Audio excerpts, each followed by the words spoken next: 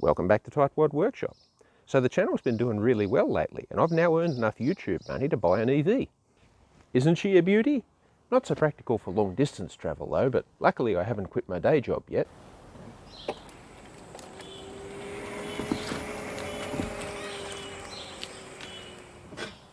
Now if you really hate electric cars, you don't have to watch this video. Feel free to go directly to the comments and speak your mind. The algorithm treats all comments as engagement, and you know how we feel about the algorithm here at Tightwad Workshop. Blessed be the algorithm. Now I'm not a professional car reviewer, and I've already bought this one, so I don't have to be polite to the MG car company. It's been 13 years since I last bought a new car, so you should also not be surprised if I seem a bit overexcited about some of the more common and mundane features of a new car. So after 25 years of driving white cars, I figured it was time for a change, and this one's a lot easier to find in car parks. I've also taken the opportunity to get myself a matching colour-coded phone. Maybe it's also time I got myself a new shirt. Nah, that's too much. That's better. We've now been living in this house for 7 years, and I've finally finished the heavy landscaping and renovation work, and I don't really need to drive a ute anymore. Now if you're a regular viewer, you might be thinking that this change of car means the end of pallet-based woodworking here at Tightwad Workshop. How wrong you are, Hamish, my sweet summer child. One of the reasons why I chose this particular car is because it comes with a factory-fitted and approved tow bar kit. It's only rated at 500 kilos, but that should be plenty for my needs now. This particular trailer has a full load capacity of 1 cubic metre, and according to the weighbridge on the way home, this load of wood chips gave me a gross trailer mass of 490 kilos. If I was carrying sand or gravel, I'd only be able to fill it to about this level to stay under legal weight.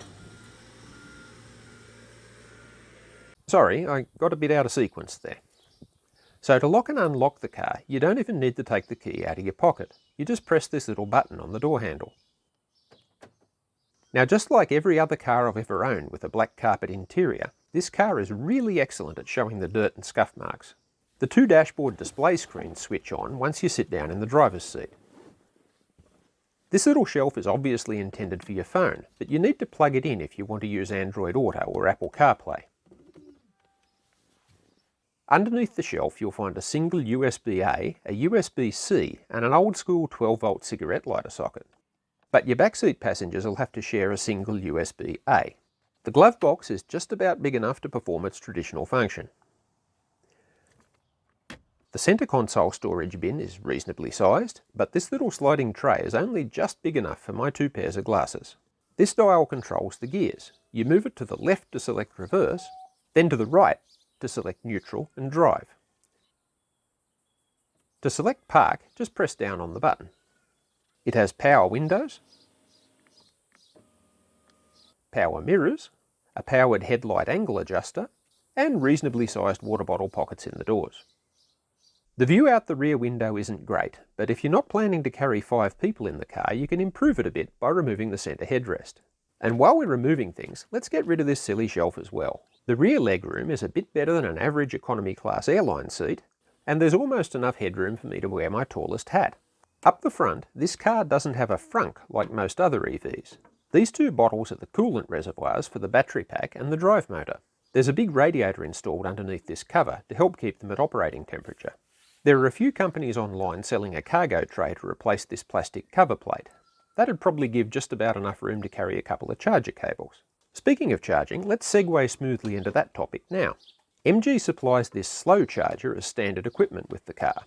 It plugs straight into any standard 10 amp Australian power point. Once you've plugged it into the power, you can just open this door and then insert this big weird looking plug into the car. After a few seconds the car will work out what's going on and switch itself to charge mode. These 4 bars around the socket are a basic state of charge gauge for the car, just like the bars on your phone display.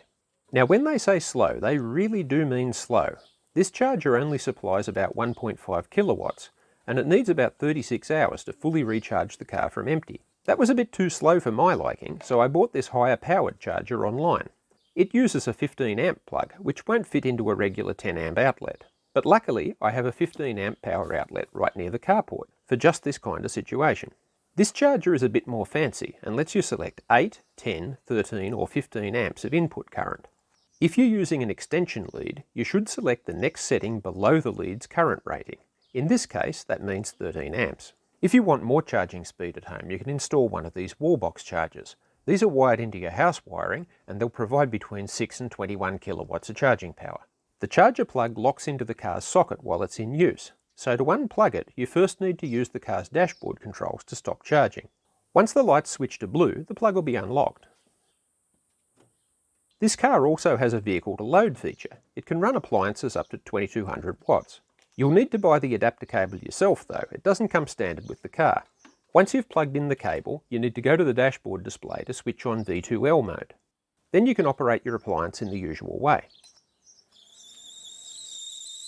This feature could be very useful in an extended power outage. With a full car battery, I'd be able to run my fridge, freezer and a few lights for about a week. So that's enough about accessories. Let's move on to the driving range tests. So while we're running these tests, I want to keep the weight in the car down as low as possible. So all it's going to be carrying is me, this water bottle, and the absolute bare minimum of camera equipment.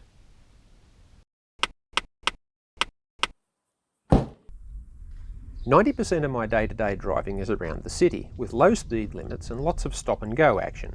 But sometimes we get lucky with a traffic light in an 80k zone.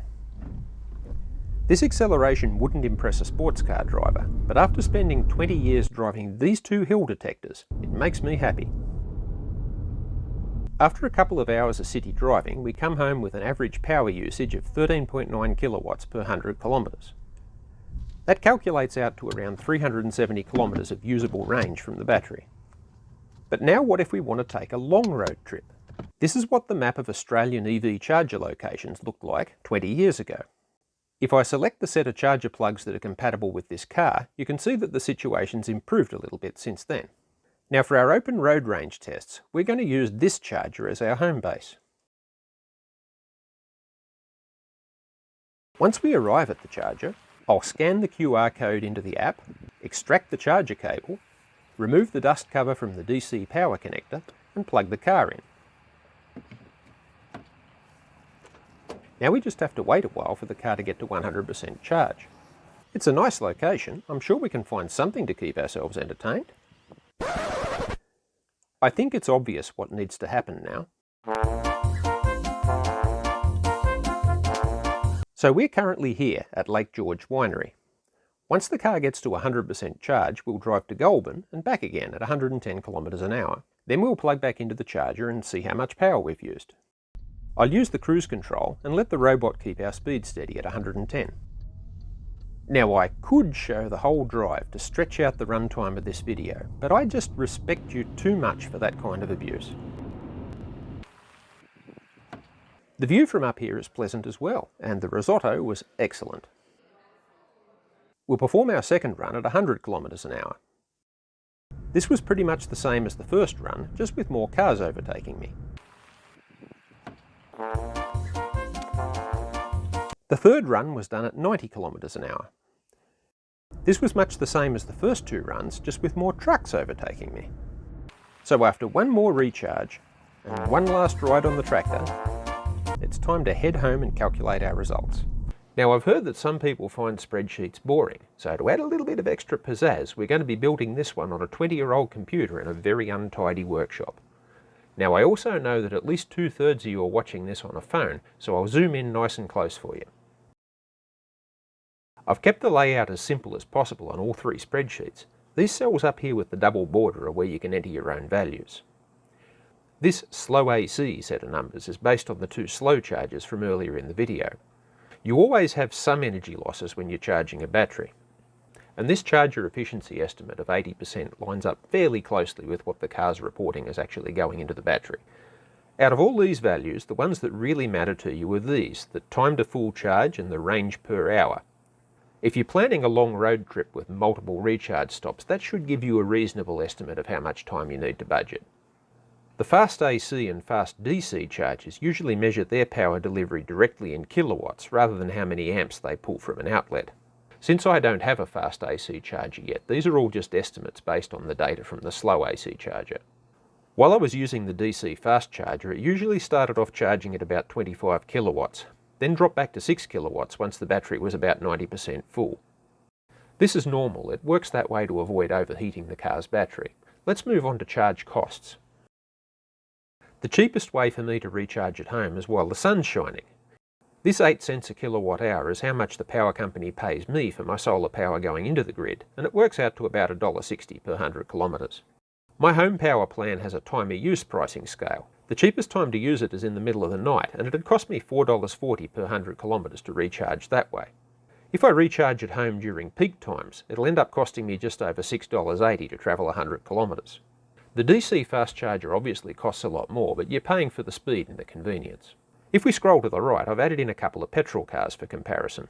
A 2024 Toyota Corolla is pretty similar in size and capability to my MG, and interestingly, its cost to drive 100 k's is pretty much the same as the DC fast charger.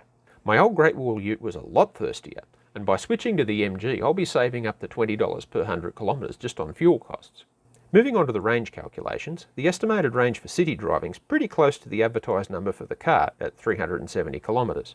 I was expecting to see a range difference between the three highway speeds, but it turned out to be a lot more dramatic than I expected, an extra 80 kilometres if you travel at 90 kilometres an hour instead of 110. It looks like the lesson here is that if you have a long interval between charges, it's best to keep your speed down a little bit to make sure that you reach the next one. You can download a copy of these spreadsheets from our website. You'll find a link in the video description. If you prefer, we have a limited number of copies available on floppy disk for the low price of $149.95. plus postage. Only 3.5 inch though. I'm saving this one up for a special occasion. So that's the 2024 MG4 EV. This is going to be my primary car for the next 10 years or so, and if you're interested, I'll make an update video every now and then to let you know how it's getting on. That's all for now.